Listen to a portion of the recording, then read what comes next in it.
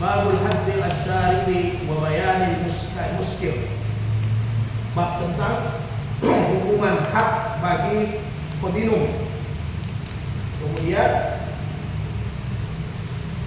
hal-hal yang berkaitan dengan minuman. Ya, akan luas pembahasan panjang. Coba cari pertanyaan cari.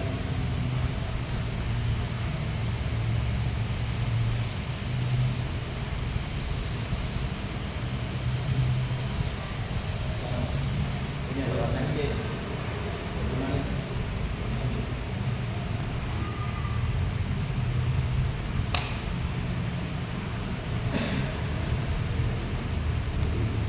Cari dulu An-Nahl ayat 67 empat ayat ya. Satu ayat sudah 4 ayat sudah 4 surah. An-Nahl ayat 67. An Anas bin Malik radhiyallahu anhu anna Nabi sallallahu alaihi wasallam utiya bi rajulin kad saribal khamr fajaladahu bijari yadatain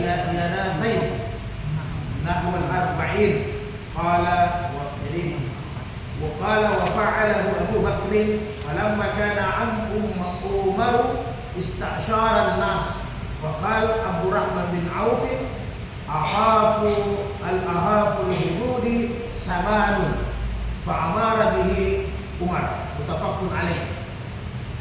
Dapat? Al-Nahl al-7. Tandai. Kemudian cari lagi yang kedua Al-Baqarah 219. Innamal khamru wal maisir. Al-Baqarah 219. Kemudian dari Anas bin Malik, jadi Nabi didatangkan orang yang mabuk. Ada orang mabuk di zaman Nabi banyak. Apalagi di zaman Nabi ayat mabuk ini nanti turun sempurna di Madinah.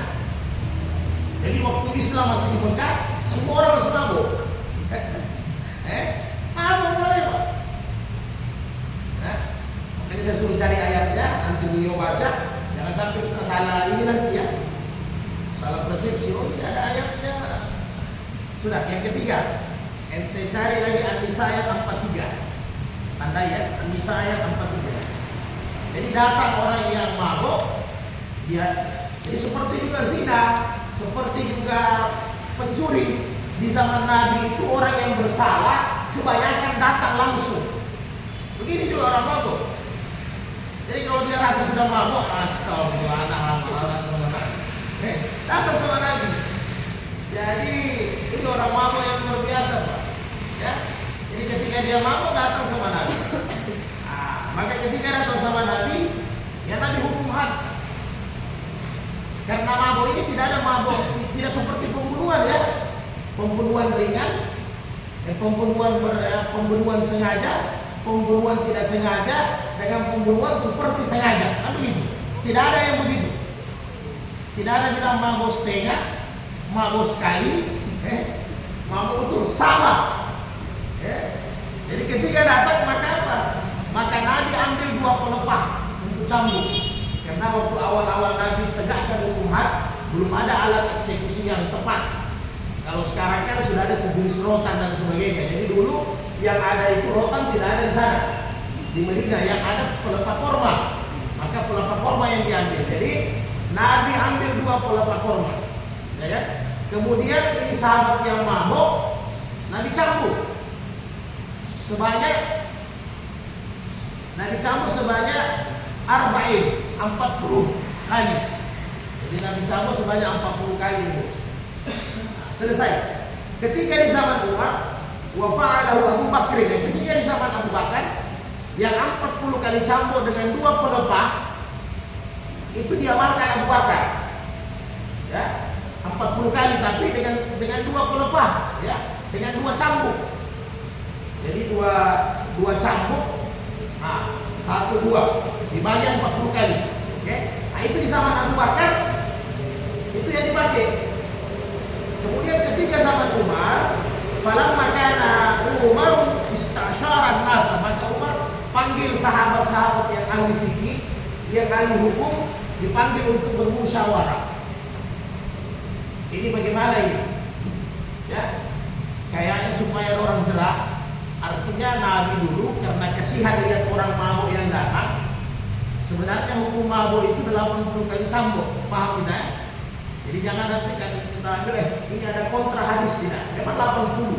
Nabi karena dia lihat orang yang datang ini juga orang datang sudah kurus, sudah batuk-batuk, mabuk lagi. Jadi Nabi juga ada rasa kasihan. Diambillah 2 pelepah, maka dicambuk 40 kali sama dengan 80. Di zaman Umar dicoba revisi. Ya, dicoba ini barang direvisi bagaimana ini? Tentunya revisinya jangan sampai melanggar aturan syariat, bukan pakai akal. Ulama-ulama di zaman itu yang ada dipanggil bagaimana ini? Maka salah satunya Abdurrahman bin Auf.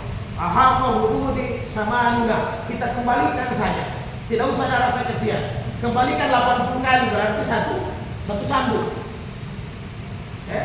Yang takutnya nanti ada hikmahnya ini dibalikkan sama Umar. Seandainya tidak dibalikkan sama Umar, bisa-bisa ada revisi alif fikih sama. Taruh 10 cambuk, berarti hanya 8 kali jadinya. Ini luar biasa. Jadi dikembalikan jadi 80 kali dengan satu cambuk. Nah, maka sudah yang keempat nih, Al-Maidah ayat 90.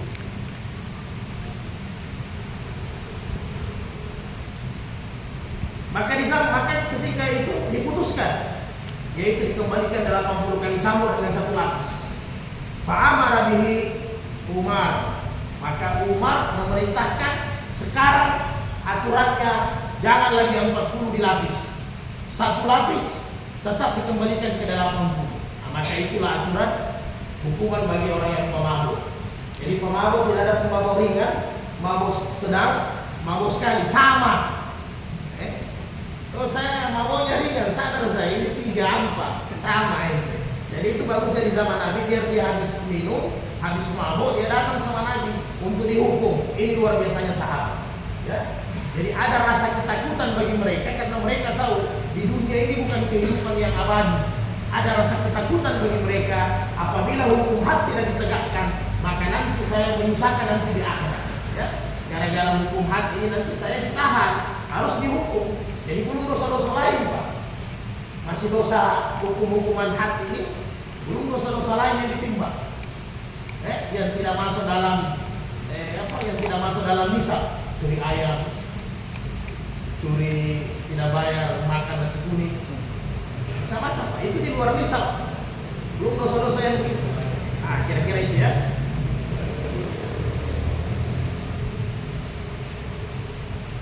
Wali Muslim an Ali meriwayatkan radhiyallahu anhu fi kisahil Walid bin Uqbah, dalam kisah Walid bin Uqbah, hajala dan Nabi arba'in, Nabi mencambuknya ketika satu sahabat Walid radhiyallahu anhu mabuk.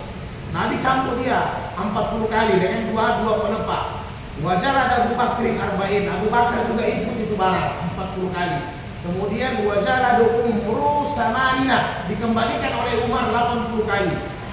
Wa kullu sunnah, kedua-dua cara ini sama, sesuai dengan syariat sunnah. Jadi jangan nanti kita baca literatur yang lain. Wih, ini ada kontra ini hadis. Ada yang 40 kali cambuk, ada yang 80 kali cambuk bagi pemabuk. Kenapa bisa kontra ini? Ternyata tidak demikian. Kebetulan dia datang sama Nabi orang kurus, sudah sakit-sakit, batuk-batuk, mabuk lagi. Terpaksa Nabi ada rasa kasihan, diambillah 2 pelepah kurma dilapis, ya, dicambuk 40 kali, itu sama dengan 80. Ya ini yang ditakuti. Abu Bakar juga pakai cara Nabi. Tapi sebelumnya Nabi 80 kali, aturan pertama 80 kali. Nah, setelah di zaman Umar dikembalikan ibarat. Bermusyawarah para ulama-ulama fikih di sahabat, maka diputuskan dikembalikan menjadi satu cambuk dengan 80 kali. Maka kata Ali, ketika ini terjadi wa kullu sunnah, kedua-dua cara ini semua sunnah sesuai dengan ajaran Nabi. Wa haza uhibbu ilayya, saya kata Ali radhiyallahu anhu lebih suka 80 kali. Ya. Nah, jadi kata Ali, saya lebih suka 80 kali kata Ali. Jadi tidak usah lagi pakai itu 40. Nanti takutnya Umar sesudah Umar, sesudah Ali, atau sesudah nanti mulai muncul bukti-bukti yang kasih fatwa, ya kan? Pakai 10 cambuk dilapis, berarti 8 kali sudah berkurang Pak. Dan itu tidak pernah ada contoh. Jadi yang ada contoh hanya 2, 80 dengan 40. 40 dilapis 2 cambuk, 80 satu lapis. Jadi tidak ada berbeda hadis, ya. Hanya lapisannya saja yang beda.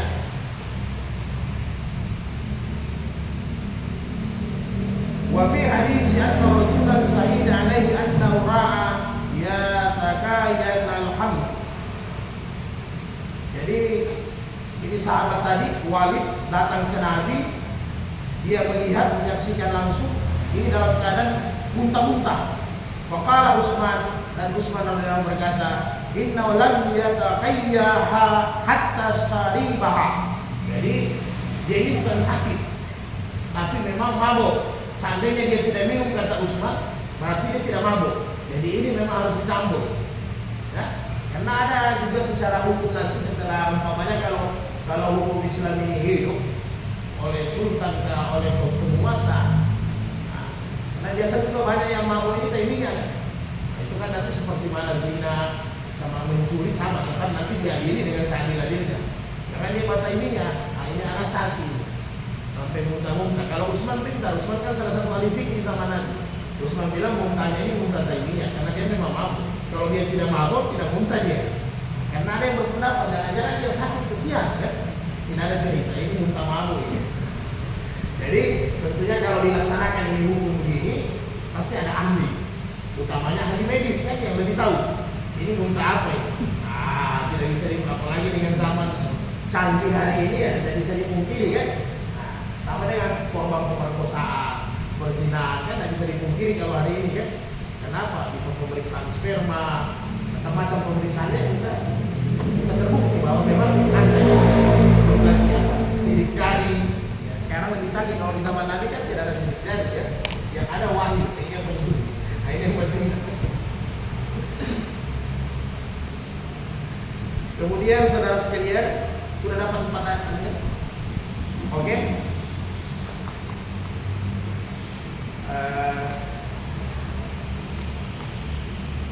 An Muawiyah radhiyallahu anhu, anin Nabi sallallahu alaihi wasallam dari Muawiyah annahu qala fi saribal khamr idza sariba fajrihu thumma idza sariba fajrihu. Jadi dari Muawiyah bahwa Nabi menegaskan bahwa tentang orang yang mabuk, apabila Nabi bilang saribal fajrihu, kalau dia mabuk minum, campur dia.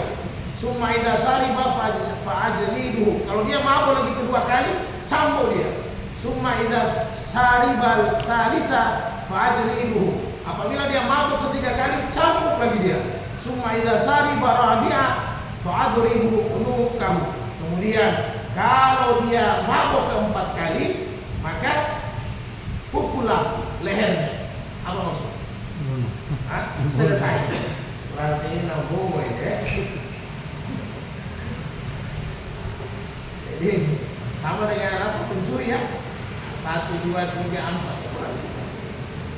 hati-hati. Jadi ada di zaman sahabat mabuk ya, seperti saya sampaikan, apalagi di Mekah banyak, semua orang mabuk, hanya Nabi barangkali tidak. Ya, karena ayat mabuk ini nanti sempurna di Madinah, jadi orang masih mabuk.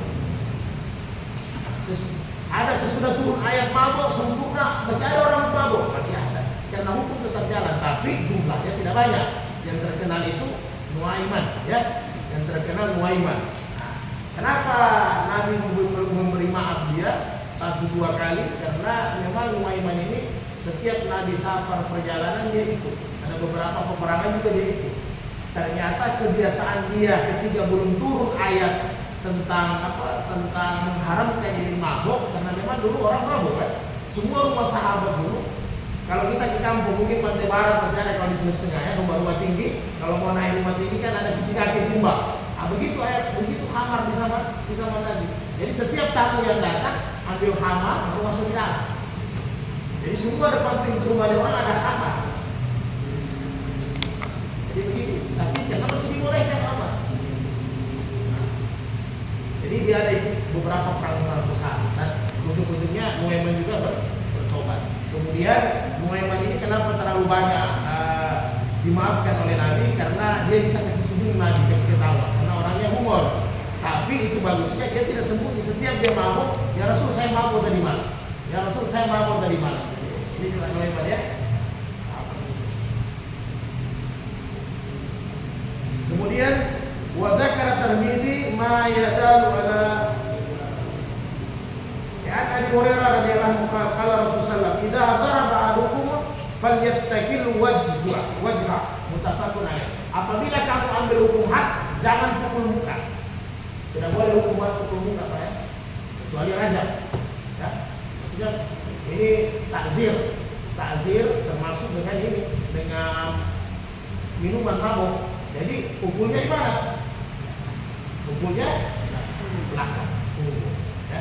Nah, kemudian kalau hukum takzir juga begitu. Takzir itu hukum di bawah nisab. Itu hukuman pemerintah, penjara atau dibuang, diasingkan atau dicambuk. Di bawah daripada aturan, mungkin cambuk 5 kali, cambuk 10 kali. Itu takzir. Karena yang dia curi tidak satu nisab. Ya. Jadi jangan sampai dihantam di muka. Nah, boleh Pak cacat orang. Ya, kalau eksekusi memang harus mati ya no problem. Tapi kalau hanya hukum takzir, umpamanya dia mencuri, terbukti dia mencuri, kan ada pasal yang memang kita tidak bahas secara fikih ya. Orang yang mencuri sama sekali dia lapar, tapi tidak bisa dibahas semua karena nanti orang mengaku lapar semua Pak. Ya, nah, itu diambilkan dari Baitul Mal penggantian. Tapi betul-betul lapar, pas cek HP-nya Android, tapi dia lapar, itu bahlul itu Pak. Karena ini zaman modern, ini beda dengan zaman dulu Nabi. Kalau betul-betul kere betul. Ya, ini orang mengaku dia lapar, pas kita kasih fungsi yang bantu, pakai HP biasa, dia pakai HP yang modern. Terakhir bisa-bisa dia pakai mobil.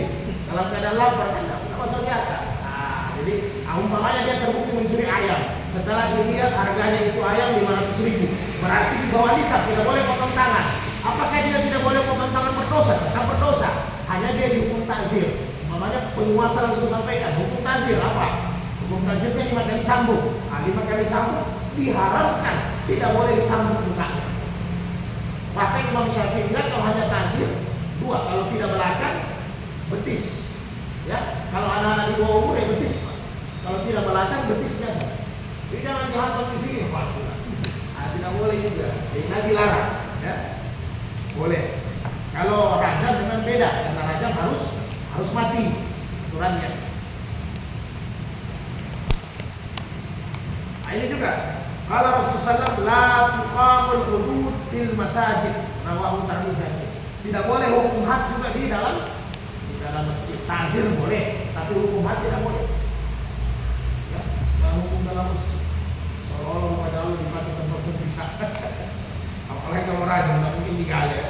Nah, begitu juga orang mabuknya, ada memang tempat di zaman Nabi juga ada tempat eksekusinya. Jadi disiapkan. Sama lah kalau hari ini kita di negara kita hukum konvensional, hukum mati ya di Nusa Kambangan, kira-kira begitu, ada tempat khusus. Ya, jangan di masjid lah dihukum ya.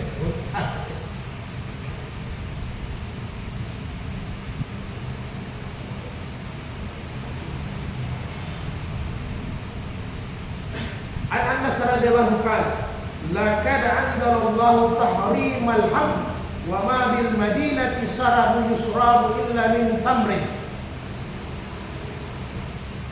Sesudah Allah menurunkan keharaman khamar, ya, maka setelah itu tidak ada lagi yang konsumsi khamar. Sebentar kita jelaskan yang mana khamar ya. Tidak ada lagi dikonsumsi itu khamar. Maka di Madinah karena tempat turunnya yang mensahihkan, karena ada 4 fase ayat turun tentang khamar, ya, ada 4 fase, jadi tidak satu kali turun, ada 4 fase. Maka fase yang keempat itu turun di Madinah. Ketika sudah turun di Madinah, maka tidak ada lagi mereka minum khamar, kecuali mereka minum air yang dicampur dengan kurma. Kalau dalam hadis itu nabis itu minuman yang Nabi suka. Kurma direndam. Tapi jangan rendam 10 hari Pak ya. Sudah fermentasi. Jadi korma yang direndam mungkin direndam pagi, Nabi minum biasa siang atau sore, itu minumannya Nabi. Maka sahabat ikut, karena sudah tidak boleh halal, maka korma saja direndam. Setelah itu jadi kayak minum. Kalau sekarang apa ya? Ada sudah apa? Sari korma ya. Ada sudah sari korma sudah. Ya. Kemudian sebelum kita baca ayat pasir-pasir tentang turunnya hamar, hadis satu lagi. An sadaqallahu qala laqad anzalallahu tahrimal hamr. An Umar kala nazala tahrimul hamr wa hiya fi hansatin. Di zaman Nabi, alat-alat yang dipakai untuk hamar minuman keras itu ada 5 macam. Tentunya kalau sekarang lebih daripada 5. Ya. Ada 5 macam yang dipakai di zaman Nabi. Apa itu? Wal inab, anggur. Kemudian watam, korma. Wal asal, madu. Wal hintati, jagung. Wasyair, gandum. Wal hamru ma khamara al-aqlu. Dan kelima-lima ini kalau dia diolah, dulu pengolahannya bukan sintetik Pak ya, pengolahannya alami, yaitu dengan cara difermentasi ya, antara gula dengan ragi lah kalau sekarang ya. Kalau sekarang gula dengan ragi kurang lebih 4 hari 5 hari akan menjadi fermentasi. Itu malu, itu disebut dengan hamar. Oke Pak, di luar Fox ya. Tape sudah modern ya. Tape berarti. Itu disebut dengan hamar. Tape. Itu kan hasil. Ya, oke. Itu yang disebut dengan hamar. Jadi di zaman Nabi hanya ada 5, jagung, anggur, korma, apalagi tadi syair, gandum dengan madu, ya, korma. Jadi itu. Jadi kelima-lima ini itu kalau difermentasi bisa jadi minuman hamar. Ada kenapa orang tidak buat? Mahal. Beli korma mahal, beli madu 150 mahal. Kopi miring kan yang oplosan 20.000 satu kopi. Kalau orang mau buat mahal Pak. Jadi itulah, itu yang difermentasi sehingga jadi khamar. Kalau modernnya sekarang bukan khamar, alkohol. Modernnya lagi turunannya etanol. Ada beberapa macam model-model secara kimia ya. Jadi bahasa saja yang beda. Bahasa saja yang beda. Kita baca dulu pasal pertama. Coba baca An-Nahl ayat 67. Jadi ada 4 pasal tentang ini khamar. Terjemahannya saya langsung baca. An-Nahl 67. Dan dari buah kurma dan anggur kamu membuat minuman yang memabukkan dan rezeki yang baik. Sungguh pada yang demikian itu benar-benar terdapat tanda-tanda kebesaran Allah bagi orang yang mengerti. Bayangkan kalau ini hadis, ini ayat sudah masuk. Ya, kalau dalam ilmu tafsir Quran ada namanya mansukh nansik. Ini sudah masuk. Bayangkan Allah anugerahkan kepada kalian kurma dengan anggur. Ya kan? Untuk dipakai bau kan? Itu rizki dari Allah. Coba. Ini orang bisa pakai daging. Ya, bisa orang pakai daging. Jadi kalau orang tidak belajar, kita tidak duduk dalam majelis, tidak ada pernah belajar, sudah bisa terpengaruh kita. Itu ada An-Nahl ayat 67. Ini korma dengan anggur ternyata rizki dari Allah dipakai mabuk. Ya kan? Karena waktu itu Allah masih jaga kita, ini mu'alaf lah. Dulu sahabat-sahabat itu mu'alaf, ya, masih di tende-tende. Jadi tidak boleh langsung Haram. Ekstrim, haram. Kira-kira mereka tidak bisa terima. Karena khamar ini sudah menjadi minuman mereka. Mau yukul, mau datang bertamu, mau santai, ini khamar. Kayak kita air putih lah, atau kalau kita gahwa atau syah, kopi atau teh, kira-kira begitu. Jadi kalau langsung dipatenkan haram, agak sama dengan orang yang biasa gahwa Pak. Kalau ente bilang haram, atau ente tidak mau kasih dia minum gahwa sama istrinya, gula, penyakit ini, kolesterol, daripada kita cerai, daripada gahwa yang kita kasih minum kita. Ya kan? Nah, kira-kira begitu. Efeknya begitulah. Ya. Jadi ayat An-Nahl itu kata Allah, khamar itu rezeki. Ya, yang kalian minum itu rezeki. Nah, baca ayat yang kedua, yaitu Al-Baqarah 219. Al-Baqarah 219, Al-Baqarah 219.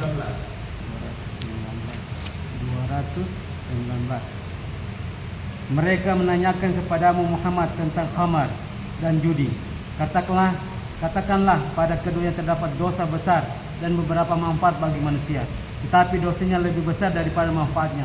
Dan mereka menanyakan kepadamu tentang apa yang harus mereka. Jadi ketika mereka datang bertanya tentang khamar, katakanlah khamar itu ada manfaatnya, ada mudaratnya ya dosa dengan lebih banyak penyakit. Jadi belum langsung diharamkan, ya. Jadi belum langsung diharamkan. Fase kedua baru dijelaskan bahwa khamar itu lebih banyak mudaratnya daripada manfaatnya. Nah, kira-kira begitu. Yang ketiga, ayat An-Nisa ayat 43. Ayat 43. Wahai orang yang beriman, janganlah kamu mendekati sholat ketika kamu dalam keadaan mabuk, sampai kamu sadar apa yang kamu ucapkan, dan janganlah pula kamu menghampiri masjid ketika kamu dalam keadaan junub, kecuali sekedar melewati jalan saja. Sebelum kamu mandi junub. Adapun jika kamu sakit atau sedang dalam perjalanan, atau habis buang air besar, atau habis buang air, atau kamu telah menyentuh perempuan sedangkan kamu tidak mendapatkan air, maka bertayamunlah kamu dengan debu yang baik atau suci. Usaplah wajahmu dan tanganmu dengan debu itu. Sungguh Allah Maha Pemaaf dan Maha Pengampun. Ayat ini sudah kita bahas di bab tahara, ya, junub, kemudian tayamum, kemudian lamastumun nisa, yang mana namanya menyentuh wanita, sudah kita bahas. Hanya ini yang perlu kita bahas. La takarabus salah wa antum syukara.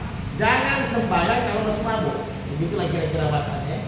Jangan sembahyang kalau masih mabuk. Artinya apa? Boleh mabuk, tapi jangan sembahyang.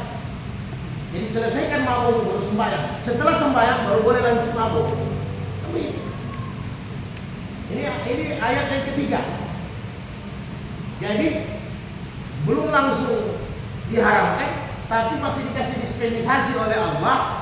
Wahai Rasulullah Muhammad, sampaikan sama umat, masih boleh mabuk, tapi kalau sembahyang jangan mabuk. Artinya kalau sudah mau waktu sembahyang, stop mabuk.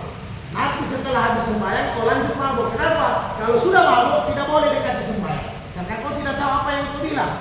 Ya kan? Jangan bilang ucapan. Orang mabuk penglihatan saja dia tidak tahu. Satu dia bilang 5. Apa itu? Apalagi ucapannya, mana dia tahu? Asal mabuk betul, Pak. Bukan mabuk ininya, mabuk betul. Jadi ayat ketiga ini masih boleh minum. Yang keempat,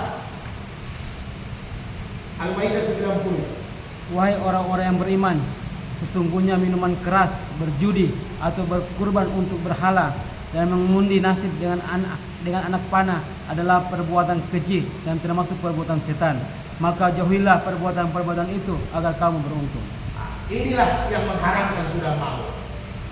Innamal khamru wal maisir wal ansab wal azlam rijzum min amali syaitan. Ini yang sudah mengharamkan.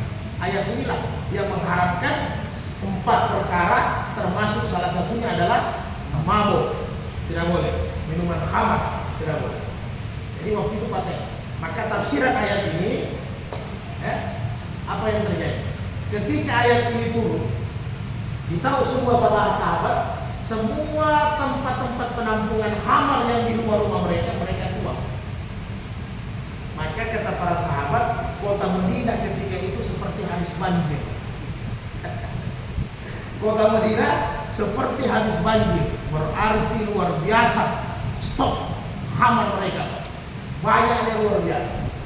Jadi ke satu kota, taruhlah kalau dulu satu kota Madinah itu kayak kecamatan lah, atau mungkin kayak kelurahan. Bayangkan kalau satu kelurahan Tondo ini, dia buang sampai 10 galon alkoholnya, air minuman keras, apa yang terjadi? Pasti seperti hujan, kayak banjir, ya, seperti hujan. Begitulah yang terjadi kata sahabat. Ketika ayat ini turun, maka semua para sahabat dibantu dengan istri-istrinya, semua minuman itu mereka buang, sehingga suasananya Madinah seperti habis hujan lebat. Luar biasa ya sahabatnya. Jadi biar mereka mabuk, tapi ayat turun selesai. Mau tidak mau, seketika itu mereka harus sadar. Tidak boleh menolak. Karena memang apa? Karena tahapan-tahapan yang dibangun oleh Nabi dalam dakwanya luar biasa. Ya, penanaman akidah yang baik, penanaman persaudaraan yang baik, bagaimana mencari rezeki yang halal. Jadi ada fase-fasenya sampai diharamkan ini minuman keras. Jadi itulah kira-kira fasenya Pak ya.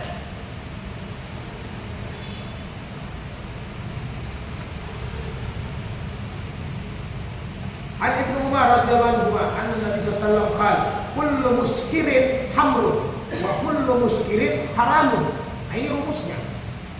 Ini rumus. Setiap yang memabukkan itu khamar. Jadi bisa bedakan Pak ya? Setiap yang memabukkan kata Nabi itu khamar. Jadi Nabi sudah definisikan dengan bagus ibarat. Kemudian setiap khamar hukumnya haram. Udah kan? Jadi setiap yang memabukkan itu khamar, dan setiap yang memabukkan khamar itu adalah haram. Itu sudah rumusnya. Jadi mudah. Maka muncullah di zaman modern hari ini muncul satu-satu. Kontemporer ya, apa yang muncul? Narkoba, kemudian sabu-sabu, sudah muncul semua lah. Yang paling rendah Fox, anak-anak ya, anak-anak pakai Fox dan Fox Pak. Nah, jadi semua ini, jadi simpel saja. Jadi simpel saja sehingga fatwa Majelis Ulama juga sudah dikuatkan di 2018. Semua yang memabukkan adalah haram. Jadi hati-hati ya. Kalau di zaman Nabi hanya 5 saja jenisnya yang dibuat hamar. Hanya kurma, hanya madu, hanya jagung, gandum, itu saja. Dengan anggur. Di luar 5 ini karena hanya itu konsumsi mereka yang ada waktu itu. Tapi di zaman kita hari ini semua bisa dibikin hamar. Yang penting melalui proses fermentasi. Jadi kalau sudah sampai masuk lagi. Makanya sekarang di mana persoalannya, pertanyaannya dia kan urusan tape. Makanya tape itu hanya mazhab Syafi'i saja yang membolehkan. Itu pun hanya 30% dari Syafi'iyah. Abu Hanifah mengharamkan itu karena dia sudah lewat kadarnya. Nanti ada hadis tadi. Berapa lama dia? Ya, boleh tidak makan tape, boleh. Tapi fermentasinya sesuai dengan Nabi. Lewat daripada aturan itu berarti sudah mabuk. Tapi coba yang 10 hari, yang direndam 7 hari, yang sebuah tape berapa hari? 3 hari, 2 hari paling lama. 3 hari paling lama. Coba yang makanya di situ mazhab Syafi'i ada membolehkan karena waktu, nanti ada hadis Nabi. Jadi bayangkan kalau yang 7 hari yang fermentasi itu baik. Coba Atau sabuer yang kita minum di kampung-kampung itu, kan baru datang, belum dimasak gula merah, kita minum segar, enak. Kurang lebih seperti air kelapa, karena lebih dahsyat rasanya. Tapi coba itu sabuer yang tertunggu 4 hari, selesai kan? Mampu itu rumus dari. An Jabir anna Rasulullah sallallahu alaihi wasallam ma askara kasiruhu faqaliluhu haramun. Nah ini juga rumus. Jadi dua itu yang rumus.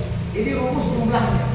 Jadi kata Nabi, sesuatu yang banyak memakannya, sesuatu yang banyak memabukkan, maka yang sedikit juga haram. Oke? Ini hadis Nabi di rumusnya. Jadi sesuatu yang banyak, khamar yang banyak memabukkan, yang sedikit itu haram hukumnya. Jadi sama. Paham Pak ya? Jangan nanti kita mengelak. Orang biasa cari-cari jalan.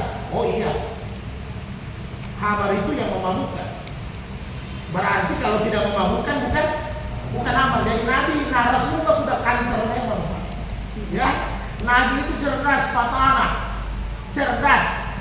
Karena kalau kita pakai rumus semua yang memabukkan khamar, semua khamar haram, orang nanti balik. Oh iya, minum sedikit saja, kan tidak mabuk, berarti tidak haram. Jadi Nabi bilang, kalau yang memabukkan, kalau jumlahnya banyak memabukkan, maka diminum sedikit haram juga hukumnya. Sahih. Jadi sekarang kalau ente minum topi miring 1 botol, mabuk, brandy, udah, anak setengah gelas aja di bawahnya begini lagi. Anak tidak mabuk, berarti tidak haram. Maka Nabi bilang haram. Karena hukum dasarnya, rumusnya, kalau dia mabuk banyak berarti dia haram juga diminum sedikit. Jadi tidak ada jalan karena mau beralasan. Nabi sudah tahu. An Ibnu Abbas kal kana Rasulullah SAW yunbad lahu zabib fi shifa, dibuatkan rendaman anggur Nabi. Ini dia punya. Jadi Nabi dibuat rendaman anggur. Fayasrabuhu yaumahu wal ghada wa ba'dal ghadi. Jadi rendaman itu Nabi minum hari pertama, ya. Hari pertama Nabi masih minum itu rendaman yang dikasih. Kemudian wal ghada, besoknya berarti hari kedua Nabi masih minum, ya. Kemudian wa ba'dal ghada, ba'dal ghada itu lusa. Berarti besoknya lagi Nabi masih minum. Fa idza kana masya'us salisa, ketika masuk waktu sore di hari yang ketiga, masuk waktu sore, saribahu wasakahu, kalau masih ada tertinggal itu minuman sari kurma, Nabi kasih atau Nabi habiskan minum. Kalau fa'in fadala syai'un akhrakahu, dan apabila minuman itu masih ada, sudah dikasih ke orang, kemudian sudah diminum, nggak mampu lagi diminum, masih ada stoknya di hari yang ketiga, maka Nabi buang. Oke, itu rumusnya yang ketiga. Mudah kan? Jadi kita bisa ambil kesimpulan tape itu haram atau tidak dari situ. Oke Pak. Jadi salah satu alat dipakai buat hamar di zaman Nabi korma. Jadi Nabi dibuatkan rendaman korma. Ya, ditaruh air, korma direndam. Hari pertama Nabi masih minum. Kemudian gada, besoknya Nabi masih minum. Wa ba'dal gada, lusanya lagi Nabi masih minum. Tapi kalau sudah di hari yang ketiga sore, Nabi kasih habis. Kalau tidak habis, Nabi buang. Paham Pak? Berarti batasnya bagaimana tape itu bisa kita makan? Usahakan perkawinan ragi dengan gula jangan lewat dari 3 hari. Tapi ada pembahasannya Imam Abu Hanifah. Itu kalau korma. Paham Pak? Itu kalau korma. Karena di mazhab Syafi'i dia samakan. Paham Pak ya? Dia samakan. Mau korma mau bahan lain 3 hari. Tapi di zaman Abu Hanifah setiap bahan itu berbeda. Betul. Kalau kita mau ambil ukuran saguer seperti ini bahaya. Karena saguer kalau diambil pagi, diambilkan rata-rata malam, menetes-menetes ya, diminum pagi itu masih bagus. Kalau besoknya itu minum saguer, kayaknya itu sudah terngiang-ngiang di kepala. Iya. Makanya jangan sembarang. Karena saya sendiri Pak pernah teledor. Kita datang bertamu ziarah ke kampung-kampung, ya kan? Ternyata ini dia ambil dari kemarin, berarti kemarin dulunya, iya kan? Kalau diambil dari pagi berarti dari malam, kan begitu. Ternyata yang sebelumnya, pas kita minum masih setengah gelas, apa namanya kan? Itu belum fermentasi 3 hari Pak. Nanti saya tanya dulu, astaga, ternyata harus ditanya. Jadi kalau ada orang hidangkan saguer, tanya Pak. Apalagi itu saguer dari Palopo, umpama. Kalau dari Palopo masih dekat, dari Palopo. Dia bawa ke Palu, tidak ditahu ada longsor. Dia 12 jam antri di situ. Selesai, sudah difermentasi. Karena pernah kita teledor Pak, sudah yang 2 hari.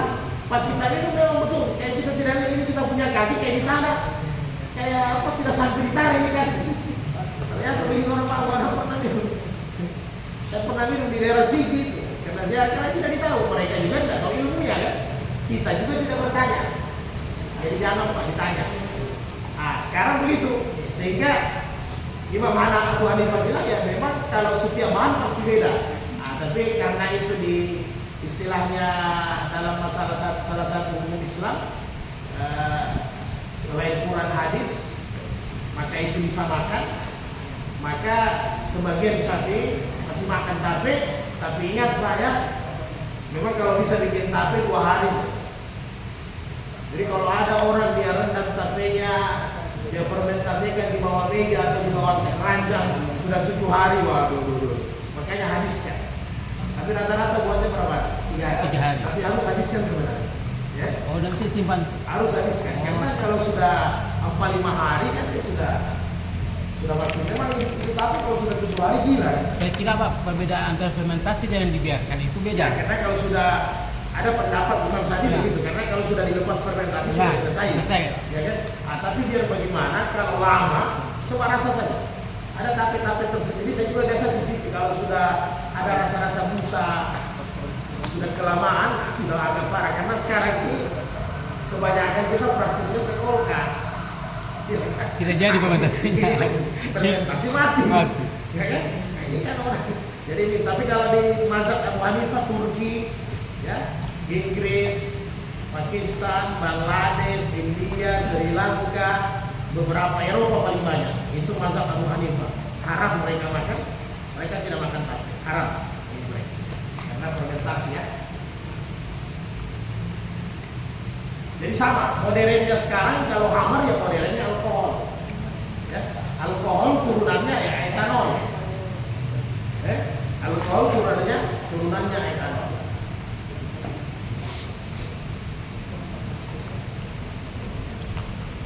Jadi ada yang ketiga. Kemudian Ummu Salamah, Inna Allah lam yaj'al sifa'ukum fiha haramun alaikum. Sesungguhnya Allah di dalam sesuatu yang haram tidak ada Allah jadikan itu sebagai obat. Nah, ini pahami baik-baik Pak ya. Di dalam sesuatu yang haram tidak ada unsur obat, kata Nabi. Ya. Kalau dia sudah haram tidak ada unsur obat. Lihat di hati. Wa an Wa'il al-Khattabi an Tariq bin Suwaid radhiyallahu anhu sa'ala Nabi sallallahu alaihi wasallam 'anil khamr yasna'uha li dawa'i. Nabi ditanya tentang khamar yang dijadikan obat. Fakal innaha laysat bidawa'i, bukan obat, walakinnaha da'un, tetapi dia penyakit. Ya, bukan obat tetapi dia penyakit. Ya memang ini kembali ke keimanan Pak ya. Karena sekarang ini kan pengobatan, hati-hati kita mau obat-obat lah ya. Jadi yang paling banyak kan sudah dianu sama majelis ulama ya. Sudah yang paling banyak berhati-hati adalah sekarang obat batuk. Ini di luar resep dokter ya. Kalau resep dokter kan bisa kita tanya, ya bisa kita tanya dok, unsur dan setiap obat kan ada kandungannya. Hanya biasa kita tidak terlalu tahu karena bukan kita punya jurusan. Makanya ditanya, bisa juga dia tanya sama yang tahu. Kan setiap obat itu ada kandungannya. Karena nama-nama yang haram ini nama tidak langsung ditulis babi, tidak langsung ditulis alkohol kan. Ada turunan-turunannya, nama-nama kimianya ya. Nah, jadi ditanya baik-baik. Ada repotnya ini obat di luar resep dokter. Kalau resep dokter kan bisa kita tanya. Yang di luar resep dokter hati-hati, obat-obat batuknya sudah dirilis sama majelis ulama sudah lama. Masih tahun 90-an 2000-an awal. Karena ada beberapa obat-obat, utamanya obat batuk itu ada zat alkoholnya ya. Nah, kabarnya hati-hati. Jadi aja. Nah, kemudian alkohol yang mana yang dibolehkan? Dia turunannya etanol, yaitu yang modern alkohol produksinya sintetik, diproduksi oleh bukan diproduksi fermentasi ya, tapi dia sintetik oleh produksi Berarti alkohol 100%. pabrik. Ya, dia dipakai pabrik, makanya dia itu seperti apa? Parfum.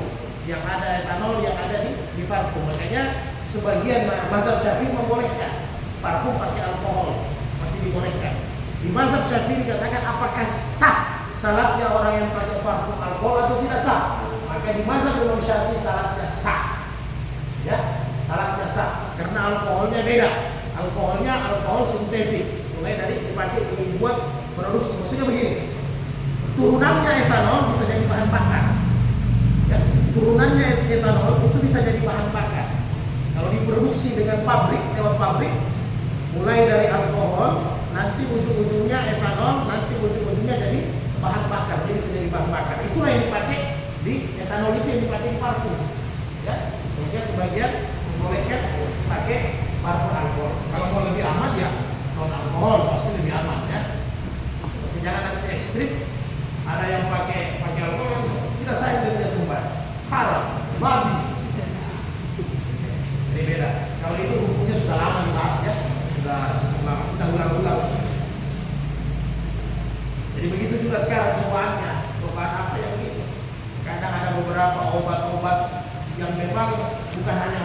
di luar medis yang paling banyak. Orang bilang herbal ini, tapi dari kodok, ya kan? Herbal dari kodok. Itu tidak boleh, haram kita makan karena dia hidup di dua. Jadi ingat, haram ini ada beberapa yang diharamkan Al-Quran dengan hadis, yang jelas, babi dengan anjing. Yang diharamkan karena menjijikkan, itu jelas, ya, cacing dan sebagainya. Yang diharamkan, lalu sudah kita bahas di awal-awal ya, di bab tentang apa? Binatang ya, kita bahas. Yang diharamkan karena dia hidup di dua alam, termasuk buaya dengan kata kepiting. Kepiting yang hidup di dua alam kemudian dibahas oleh para ulama. Imam Mazhab Syafi'i membolehkan karena ternyata kepiting itu napasnya tetap di air.